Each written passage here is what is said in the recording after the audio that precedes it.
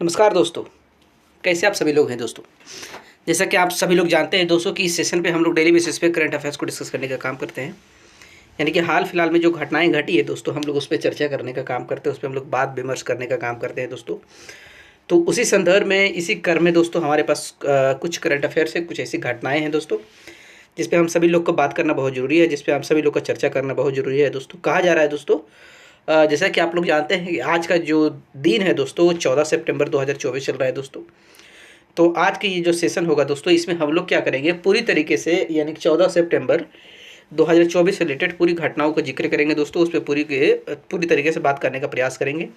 ये जो पीडीएफ है दोस्तों, आप देख रहे हैं, ये पीडीएफ हिंदी में है और इसी के बारे में हम लोग पूरा चर्चा करेंगे, इसी पे हम लोग पूरा डिस्कस करने का काम करेंगे दोस्तों। तो आइए शुरू करते हैं आज का सेशन।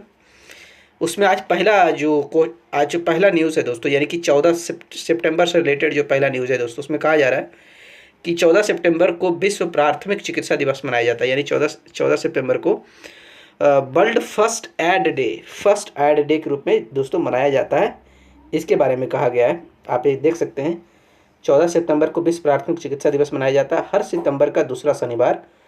यानी कि हर सितंबर यानी हर साल का जो सितंबर महीना होता है दोस्तों, उसका जो दूसरा शनिवार होता है उसको एक तरीके से कहा सकता है प्राथमिक चिकित्सा दिवस के रूप में मनाया जाता है। इसका थीम क्या था दोस्तों? इसका थीम था प्राथमिक चिकित्सा और खेल तैयार और जवाब दे दोस्तों, इसका थीम था। आइए आगे के बारे में बात करते हैं, आगे क्या कहा गया है। अगला करंट अफेयर्स क्या है दोस्तों, ये सबसे इंपॉर्टेंट है। आज का इतिहास का, आज की जो डेट है दोस्तों, उसके रिलेटेड कोई इतिहास अगर होता है तो उस पर भी हम लोग चर्चा करते हैं, उसे भी हम लोग जानने का प्रयास करते हैं। तो दोस्तों कहा जा रहा है कि आज का इतिहास क्या है। आज का दोस्तों हिंदी दिवस के रूप में मनाया जाता है। यानी 14 सितंबर 2000 जो 14 सितंबर ये जो दिन है दोस्तों, 14 सितंबर 1949 को एक ऐतिहासिक घटना घटा था दोस्तों, जो कि हिंदी दिवस के रिलेटेड था। 14 सितंबर 1949 को पहली बार देश को एक तरीके से पहला जो ऑफिशियल लैंग्वेज के रूप में जो चुने जाने का प्रयास किया गया था दोस्तों, हिंदी को ही दिया गया था।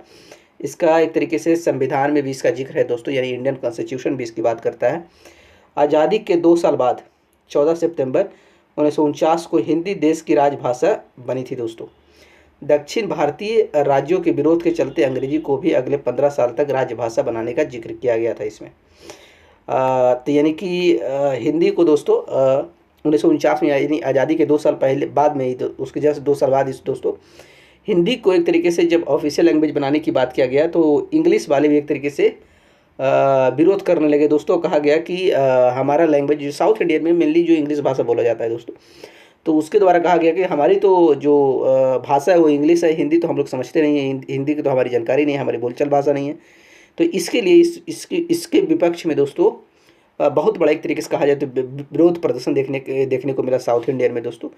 तो उसी के बाद में उस विरोध प्रदर्शन को देखते हुए इंग्लिश को भी एक तरीके से ऑफिशियल लैंग्वेज के रूप में 14 सितंबर 1949 को ही दोस्तों एक तरीके से अगले 15 सालों तक इंग्लिश को भी ऑफिशियल लैंग्वेज के रूप में चुना गया था दोस्तों। आइए इसके बारे में डिटेल चर्चा कर लेते हैं। क्या कहा गया है? कहा जा रहा है दोस्तों कि यह दिन 14 सितंबर 1949 को भारतीय संविधान सभा द्वारा देवनागरी लिपि में लिखी गई हिंदी की बात की जा रही है दोस्तों। ये इंपॉर्टेंट है कि इसका जो लिपि है, देवनागरी लिपि में जो हिंदी लिखी जाती है उसकी बात किया जा रहा है। लिखी गई हिंदी को भारत गणराज्य की आधिकारिक भाषा के रूप में अपनाने के निर्णय को वर्षगांठ का प्रतीक माना जाता है दोस्तों। आगे क्या कहा गया? आगे कहा जा रहा है दोस्तों, पहला हिंदी दिवस जो ना 1953 के रूप में मनाया गया था। यानी 1953 में पहली बार पहला हिंदी दिवस को मनाया गया था। भारत का संविधान किसी भी भाषा को राष्ट्रीय भाषा का तो दर्जा नहीं देता है, लेकिन अनुच्छेद 343 के अनुसार देवनागरी लिपि में लिखी गई हिंदी को केंद्र सरकार और संघ की आधिकारिक भाषा जरूर कहा जाता है, यानी कि ऑफिशियल लैंग्वेज के रूप में कह सकते हैं आप दोस्तों। यानी कि नेशनल लैंग्वेज कोई नहीं है, लेकिन ऑफिशियल लैंग्वेज 2 हैं, जिसमें से संविधान में सिर्फ हिंदी की बात की गई है। बाकी इंग्लिश को एक एक्ट लाकर उसे पारित किया गया था दोस्तों।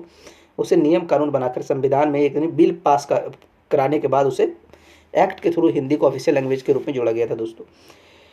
विश्व हिंदी दिवस 10 जनवरी को नागपुर महाराष्ट्र में जनवरी 1975 में आयोजित पहले विश्व हिंदी सम्मेलन की याद में मनाया जाता है दोस्तों।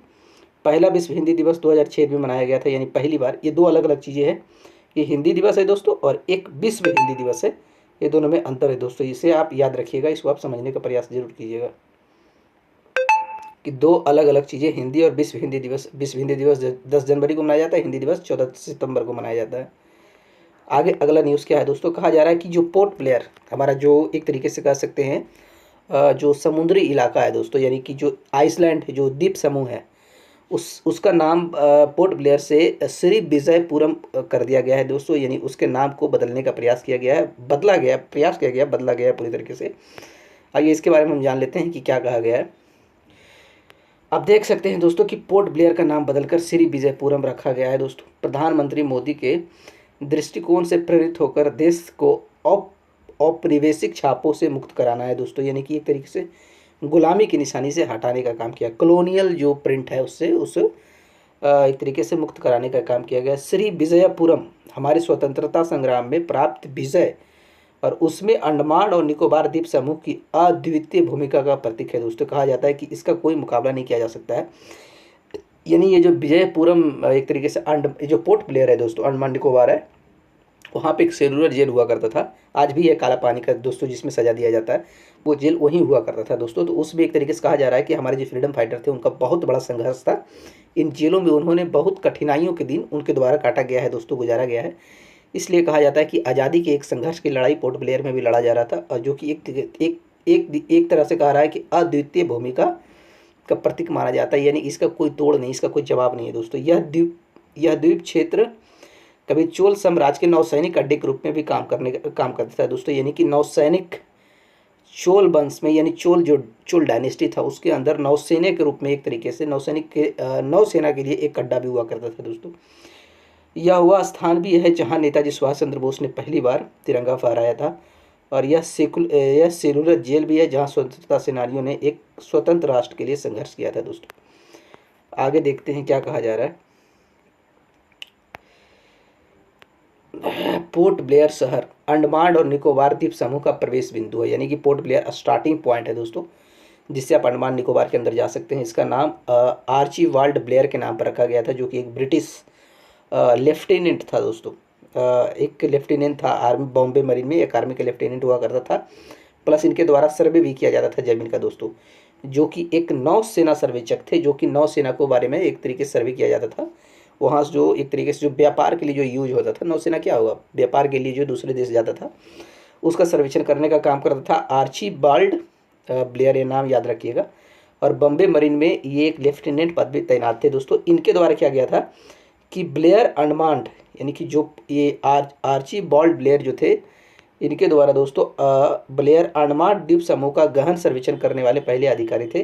तो इन्हीं के नाम पर एक तरीके से आर्चीबाल्ड ब्लेयर के नाम पर ही पोर्ट ब्लेयर उसका नाम कर दिया गया था दोस्तों, क्योंकि पहली बार इन्हीं के द्वारा डिटेल में इस तरीके से पूरा द्वीप समूह का सर्वे किया गया था दोस्तों। अगला न्यूज़ क्या कहा जा रहा है दोस्तों, कहा जा रहा है Vande metro set to revolutionize rail travel in Gujarat. यानी गुजरात में जो रेल साधन है, रेल की जो सुविधा है, रेल की जो यात्रा की सुविधा है, उसमें एक तरीके से क्रांति लाने का काम किया है दोस्तों वंदे मेट्रो। यानी कि वहाँ एक नया ट्रेन की शुरुआत की गई है गुजरात में। आइए इसके बारे में भी हम चर्चा कर लेते हैं, जानने का प्रयास कर लेते हैं। कहा जा रहा है दोस्तों कि भारत की पहली गैर उपनगरीय मेट्रो वंदे मेट्रो ट्रेन गुजरात के कच्छ जिले को अहमदाबाद से जोड़ने का काम करेगा। यानी कि एक गैर उपनगरीय मेट्रो होगा दोस्तों, की जो कि एक, कहने का मतलब है सिर्फ एक ही नगर में नहीं रहेगा, बल्कि एक लंबे दूरी तक चलने वाला इस देश का पहला मेट्रो है, जो कि 150 किलोमीटर से ज़्यादा दूरी तय करेगा दोस्तों। इसका पूरा एक तरीके से रूट कहा जा रहा है होगा दोस्तों, जो कि कच्छ जिला को, जो गुजरात में ही पड़ता है, गुजरात का कच्छ जिला और अहमदाबाद को जोड़ने का काम करेगा दोस्तों, जिसमें कहा जा सकता है एक अच्छा खासा दूरी है इसके बीच में।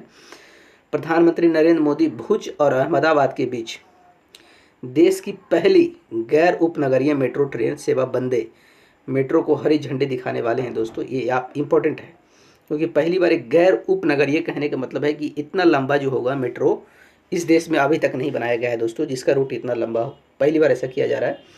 भारत में गैर उपनगरीय ट्रेन सेवाएं लंबी दूरी तय करती है, जिसके बारे में मैंने आपको पहले बता दिया है। जबकि जो उपनगरीय ट्रेन सेवाएं होती है छोटी दूरी के लिए होती है दोस्तों, जो आमतौर पर 150 किलोमीटर तक होती है। उपनगरीय ट्रेनों का उपयोग यात्रियों को शहरों, उपनगरों और विस्तारित उपनगरों में तेज़ी से आगे बढ़ने और मदद करने के लिए किया जाता है। यानी उपनगर वैसे ट्रेन होते हैं जो एक शहर में ही होते हैं या फिर एक शहर से दूसरे शहर जाने का काम करते हैं, लेकिन उसकी दूरी जो होती है, उसका जो रूट का दूरी होता है 150 किलोमीटर से ज़्यादा उसकी दूरी नहीं होती, 150 किलोमीटर तक ही सिमट कर रह जाता है दोस्तों। ये आप देख सकते हैं रंगीन मछली लॉन्च किया गया है दोस्तों। ये भी इंपॉर्टेंट है, आप सभी लोग को जानना बहुत ज़रूरी है। कहा जा रहा है कि एक रंगीन मछली ऐप लॉन्च किया गया है, जो कि कहा जा रहा है कि जो कलरफुल जो मछली बेचता है जो उद्योग दोस्तों, यानी कि कलरफुल मछली का जो जो लोग व्यापार व्यापार करते हैं, कहा जा रहा है उनके लिए एक माइलस्टोन की तरह साबित होगा दोस्तों ये इंडियाज़ ऑर्नामेंटल फिशरी सेक्टर में। आइए इसके बारे में डिटेल चर्चा कर लेते हैं। क्या है रंगीन मछली, क्या कहा गया है दोस्तों? रंगीन मछली का इसको आप डिटेल में देखिएगा। कहा जा रहा है रंगीन मछली ऐप का शुभारंभ हो गया है, भारत के सजावटी मत्स्य पालन क्षेत्र के लिए एक मील का पत्थर साबित होने वाले हैं दोस्तों। मत्स्य पालन हो गया, पशुपालन हो गया, और डेयरी मंत्री जिनका नाम है राजीव रंजन सिंह उर्फ ललन सिंह ने रंगीन मछली मोबाइल एप्लीकेशन का अनावरण किया है। इम्पोर्टेंट है, ये है इम्पोर्टेंट है दोस्तों कि आप ये जो एक तरीके से यूनियन मिनिस्टर, इनका नाम याद रखिएगा, मत्स्य पालन, पशुपालन और डेयरी मंत्री राजीव रंजन सिंह उर्फ ललन सिंह के नाम से है दोस्तों। इनको आप याद रखिएगा, इनको दोबारा किया गया है। लॉन्च कार्यक्रम भुवनेश्वर में हुआ है दोस्तों। भुवनेश्वर में जो ICAR केंद्रीय मीठे पानी के जलीय कृषि संस्थान है दोस्तों, वहाँ हुआ है ये भुवनेश्वर, ये नाम याद रखिएगा जगह। प्रधानमंत्री मत्स्य संपदा योजना के सहयोग से CIFA द्वारा इसको विकसित करने का काम किया है दोस्तों। यानी कि इस योजना में एक तरीके से ये जो लॉन्च किया गया है ऐप दोस्तों, उसमें एक तरीके से कहा जा रहा है प्रधानमंत्री मत्स्य संपदा योजना का भी सहयोग उसमें किया गया है दोस्तों। नया ऐप सजावटी मछलियों की बात कर रहा है यहाँ, ऑर्नामेंटल यानी कि जो कलरफुल आप देखते हैं एक्वेरियम में जो मछली देखते हैं आप, कलर अलग अलग कलर का जो मछली देखते हैं, उसके बारे में कहा जा रहा है। नया ऐप सजावटी मछली उद्योग में नौसिखिए और पेशेवर जो मछुआरे हैं दोस्तों, दोनों की मदद करने के लिए एक व्यापक गाइड प्रदान भी करेगा। यानी कि इस फील्ड में जो नए लोग हैं या फिर जो प्रोफेशनल लोग हैं, दोनों को एक तरीके से मदद करने का काम करेगा दोस्तों। आगे क्या कहा गया है इस पर भी एक नज़र डालते हैं। आइए देखते हैं अगला क्या है। अगला कहा जा रहा है दोस्तों कि जो है ये मिसाइल है दोस्तों, ये देख रहे हैं आप, एक तरीके से कह सकते हैं लैंड टू स्काई, यानी जो सीधा मार करने वाला है मिसाइल दोस्तों, इसका निरीक्षण किया गया, सक्सेसफुली निरीक्षण किया गया है उड़ीसा के तट से दूर जो चांदीपुर, जो एक तरीके से जो परीक्षण रेंज है चांदीपुर रेंज दोस्तों, उसमें इसका परीक्षण किया गया है, सफल परीक्षण किया गया है। इसके बारे में न्यूज़ है दोस्तों। कहा जा रहा है DRDO के बारे में कहा जा रहा है, defence research and development organisation दोस्तों, DRDO और भारतीय नौसेना ने, यानी कि इंडियन नेवी की बात की जा रही है, भारतीय नौसेना ने वर्टिकल लॉन्च शॉर्ट रेंज, ये नाम याद रखिएगा, सरफेस टू एयर मिसाइल का सफलतापूर्वक परीक्षण किया है दोस्तों।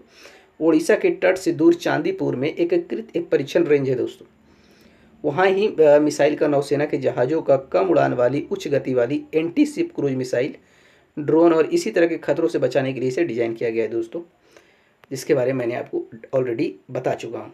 अगला क्या है, अगला न्यूज़ क्या है दोस्तों, इस पर भी एक नज़र डालते हैं। कहा जा रहा है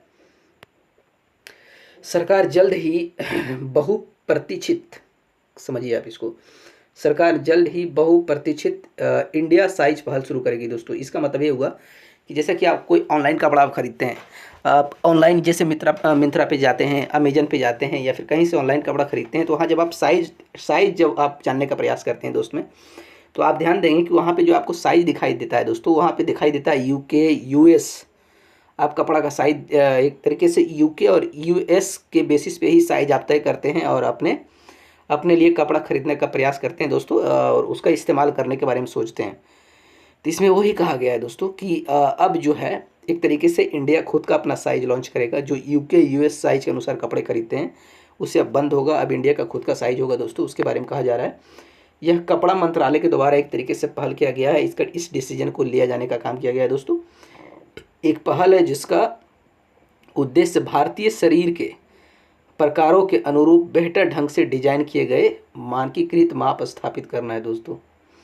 यानी कि एक तरीके से कहा जा रहा है कि अब ये पूरा किया जाएगा। वर्तमान में अगर देखा जाए तो भारत में उपलब्ध जो अंतर्राष्ट्रीय और घरेलू ब्रांड कपड़ों के लिए छोटे, मध्यम और बड़े आकार के माप का उपयोग करते हैं। एक तरीके से कहा जाए अंतर्राष्ट्रीय और घरेलू कपड़ों के लिए एक तरीके से हम UK US का जो मेजरमेंट होता है दोस्तों, हम उसके बेसिस पे कोई भी कपड़ा तय करते हैं कि मीडियम साइज़ का है, स्मॉल साइज़ का है या लार्ज साइज़ का है दोस्तों। लेकिन अब इसे ख़त्म किया जाएगा, अब इसे कपड़ा मंत्रालय ने खुद इसे तय करने का काम किया है दोस्तों। और इसके लिए क्या किया जाएगा, सरकार की क्या इसके बेसिस क्या पहल क्या है दोस्तों, इसके बारे में जान लेते हैं कि किस प्रोसेस से इसे कंप्लीट किया जाएगा। उसके लिए सरकार ने कहा है दोस्तों इस परियोजना में मानव सुरक्षित एक 3D संपूर्ण शरीर स्कैनिंग तकनीक है दोस्तों, यानी कि जो एक एक कहा जा रहा है 3D संपूर्ण शरीर स्कैनिंग एक तकनीक है, जिसके तहत 15 से 65 वर्ष की आयु के बीच 25,000 से अधिक पुरुष और महिलाओं को पूरे भारत में दोस्तों मानवीय शास्त्रीय डेटा एकत्र करना, यानी इस मशीन का इस्तेमाल कर जो 15 से 65 वर्ष के जो 25,000 पॉपुलेशन है दोस्तों, यानी लड़का औरत और आदमी दोनों का 15 वर्ष से 65 लेकर 25,000 लोगों पर ये स्कैनिंग किया जाएगा। जो 3D है दोस्तों, पूरे शरीर का स्कैनिंग किया जाएगा और उसके बेसिस पे एक तरीके से एक डेटा को लिया जाएगा और उसके बेसिस पे साइज को बनाने का काम किया जाएगा दोस्तों, साइज को तय करने का काम किया जाएगा।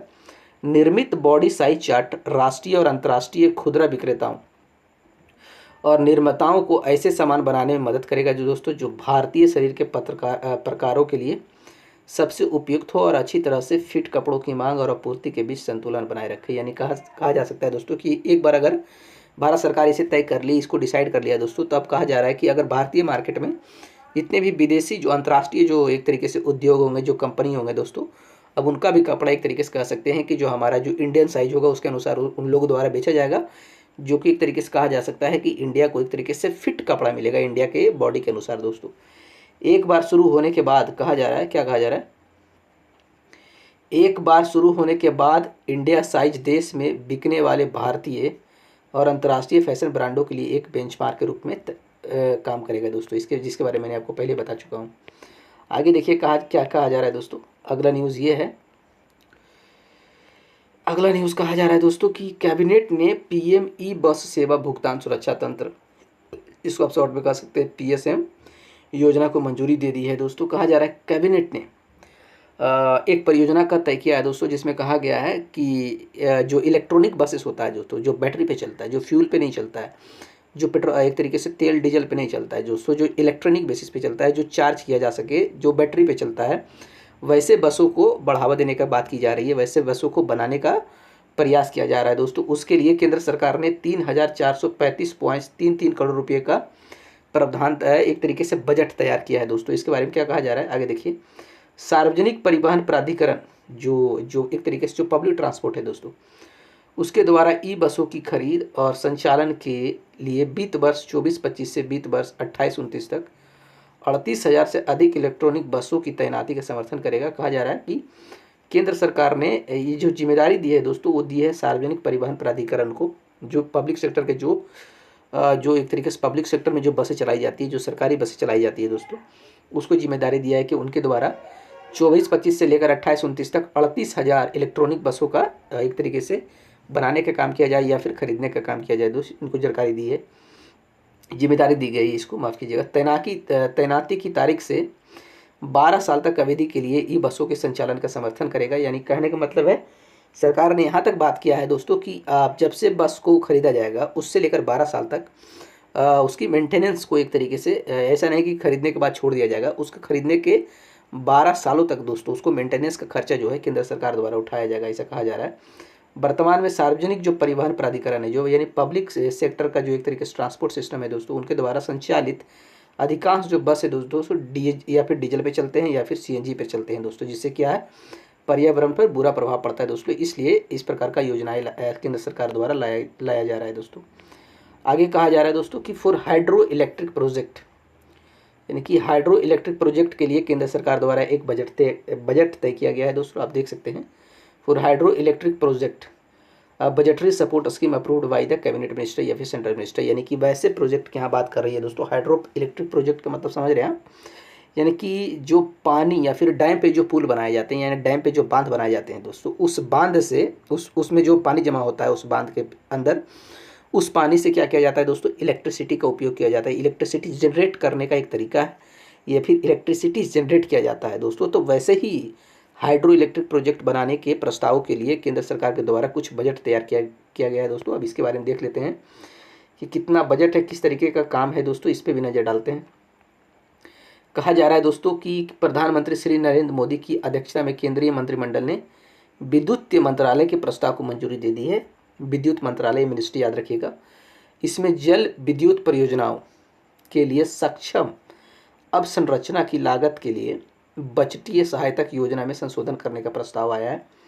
कि उसका जो भी बजट है उसमें एक बार फिर से एक तरीके से उसमें संशोधन किया जा सके दोस्तों। इसमें जल वित्तीय परियोजनाएं जो भी है, जल वित्तीय परियोजनाएं यानी हाइड्रो इलेक्ट्रिक प्रोजेक्ट के लिए एक सक्षम अवसंरचना की लागत के लिए सक्षम अवसंरचना की उसको बेहतर ढंग से बनाया जा सके, यानी उसे मॉडिफाई किया जा सके, जो पुराना है उसे बेहतर बनाया जा सके और कुछ नए प्रोजेक्ट्स बनाए जा सके दोस्तों, जो प्रोसेस में है उसे पूरा किया जा सके दोस्तों। इसके लिए कहा जा रहा है कि बजटीय सहायता की योजना में जो भी उसका केंद्र सरकार की तरफ से जो भी बजट उसको दिया जाता था उसमें संशोधन करने का प्रस्ताव रखा गया है कि उसको बजट को एक बार फिर से इवेल्युएट किया जा सके, फिर से बजट को तैयार किया जा सके।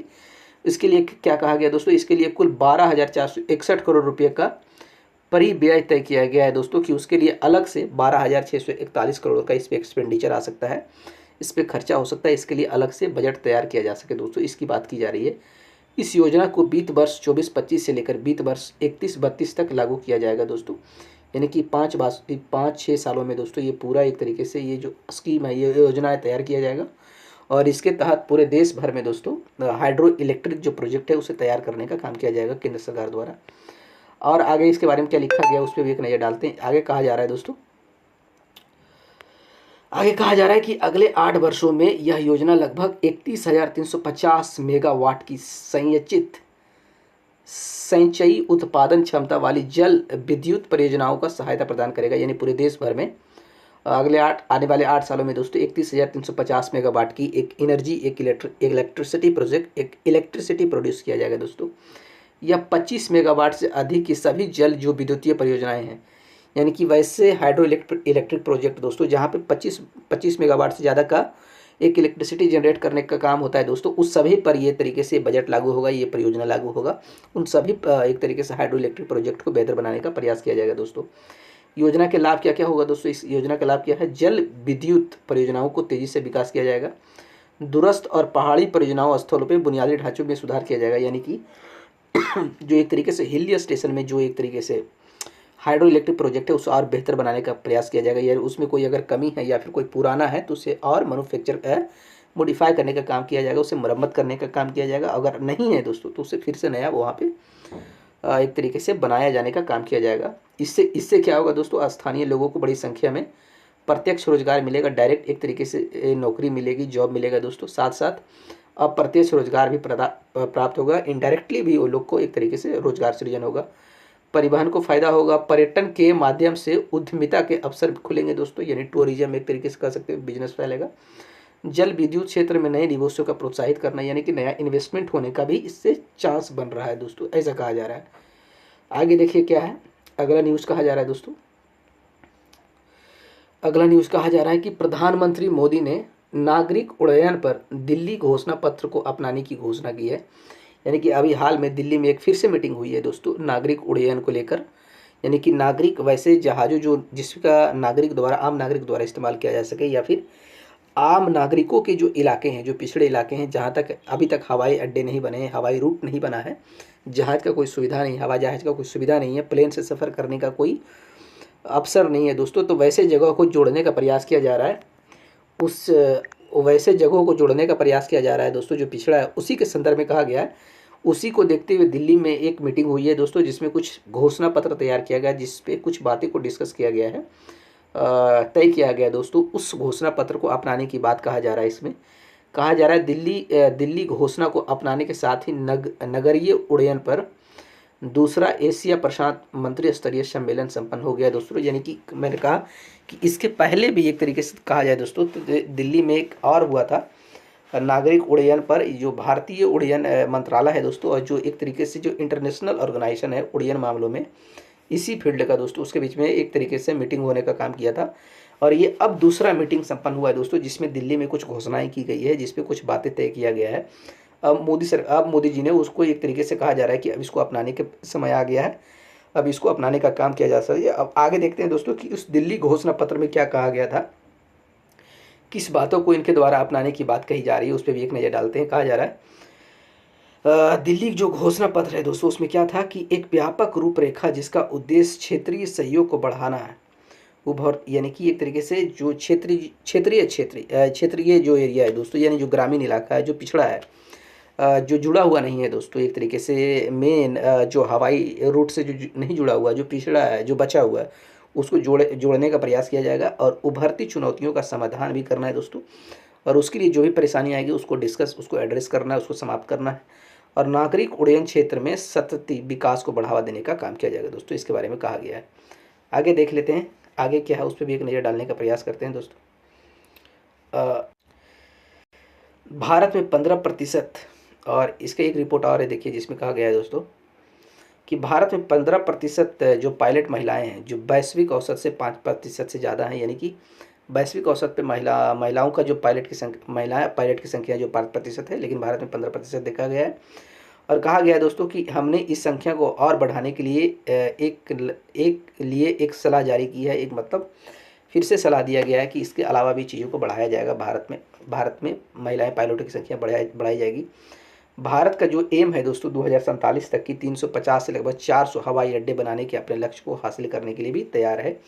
ये पूरा मामला है जो दोस्तों दिल्ली घोषणा पत्र में किया गया है, इसी को अपनाने की बात की जा रही है हमारे प्राइम मिनिस्टर जी के द्वारा दोस्तों। आगे क्या कहा जा रहा है उस पर भी एक नज़र डालते हैं। कहा जा रहा है दोस्तों, एक न्यूज़ है कि जेनसोल एक कंपनी है दोस्तों, मैट्रिक्स भी एक कंपनी है, इनके द्वारा पुणे में कहा जा रहा है भारत की पहली हरित यानी कि ग्रीन हाइड्रोजन प्रोजेक्ट की स्थापित करने की बात की जा रही है दोस्तों। हरित हाइड्रोजन वैली यानी green hydrogen project, green hydrogen valley कह सकते हैं आप इसको, वैली प्रोजेक्ट, इसका पुणे में इसको स्थापित करने की बात की जा रही है, यानी महाराष्ट्र में बनाने का बात किया जा रहा है।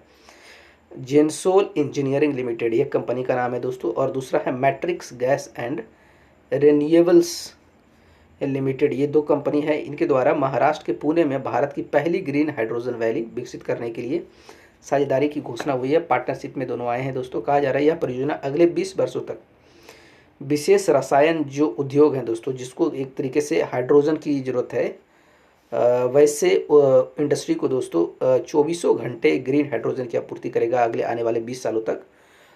वैसे इंडस्ट्री को जिसको एक तरीके से ग्रीन हाइड्रोजन की ज़रूरत है दोस्तों, उनको एक तरीके से प्रदान करने का काम करेगा ये, इनके द्वारा जो कंपनी खोली जाएगी इसके तहत दोस्तों। यही था आज का न्यूज़। आगे देखते हैं दोस्तों, आगे भी कहा जा रहा है, आगे कहा जा रहा है दोस्तों कि इनके बारे में कहा जा रहा है, ये आप इंपॉर्टेंट है, ये फोटो इंपॉर्टेंट है कि इनका एक नया सिलेक्शन हुआ। आइसलैंड जो है, आइसलैंड दो है दोस्तों, भारत की तरफ से इनको एम्बेसडर के तौर पे वहाँ नियुक्त किया गया है। इनका नाम है आर रविंद्र दोस्तों, जो आइसलैंड में भारत का राजदूत के रूप में इनको नियुक्त किया गया है।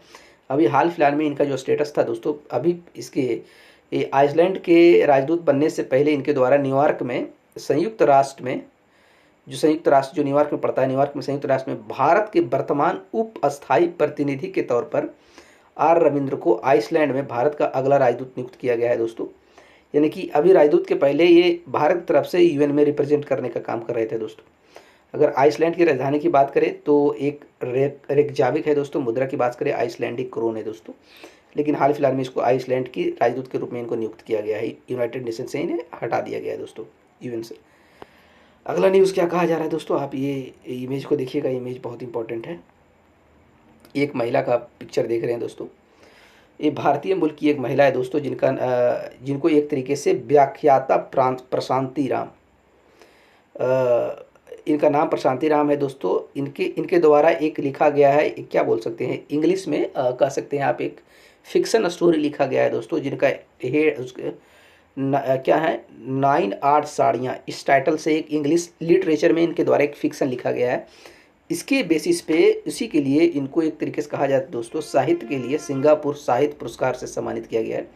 भारतीय महिला आप देख सकते हैं दोस्तों, यह सिंगापुर का सर्वोच्च अवार्ड है जो इन्हें मिला है दोस्तों। आगे एक नज़र डालने का प्रयास करते हैं, अगला क्या कहा जा रहा है, अगला न्यूज़ के बारे में जान लेते हैं दोस्तों। अगला न्यूज़ के बारे में कहा जा रहा है कि चाइना और रसिया के बीच में एक वारशिप ड्रिल जो सी ऑफ जापान में दोस्तों आयोजित किया जाएगा, एक युद्ध अभ्यास होगा दोस्तों, उसके बारे में चर्चा किया गया है, उससे रिलेटेड न्यूज़ है। कहा जा रहा है दोस्तों कि रूस ने सबसे बड़ा नौसैनिक अभ्यास ओशियन 2024 का शुरू किया है दोस्तों।